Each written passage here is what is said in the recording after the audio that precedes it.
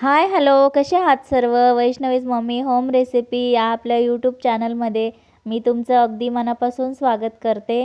तर आज आपण बनवणार आहे सिंपल अशी शेवची भाजी. तर चला रेसिपी सुरुवात करूया.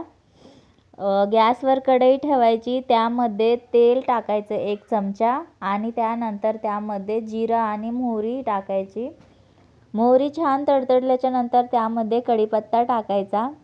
कढीपत्ता छान असं भाजून झाल्याच्या नंतर त्यामध्ये बारीक चिरलेला कांदा टाकायचा. कांदा पण छान मऊ झाल्याच्या नंतर त्यामध्ये टोमॅटो टाकायचं.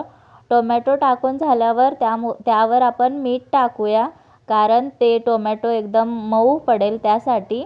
आणि थोडीशी हळद टाकायची आणि लाल तिखट आणि कांदा मसाला हे दोन्ही टाकायचं आणि सर्व एकजीव मिक्स करून घ्यायचं, एकजीव करून घ्यायचं.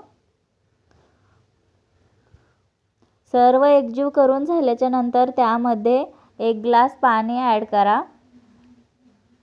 पाणी टाकून झाल्याच्या नंतर त्यामध्ये मीठ वगैरे चेक करून बघायचं. मला थोडं कमी वाटत होतं म्हणून मी परत टाकलं आणि उकळी काढून घ्यायची एक मस्त. उकळी काढून झाल्याच्या नंतर अशी जाडवाली शेव टाकायची त्यामध्ये. छान शिजून द्यायचं व्यवस्थित बारीक गॅस करून. हे बघा, आता आपली भाजी तयार आहे. त्यावर आपण कोथिंबीर टाकूया. मस्त अशी सिंपल 2 मिनिटामध्ये होणारी भाजी आपली शेवभाजी आहे. खायला पण खूप छान लागते.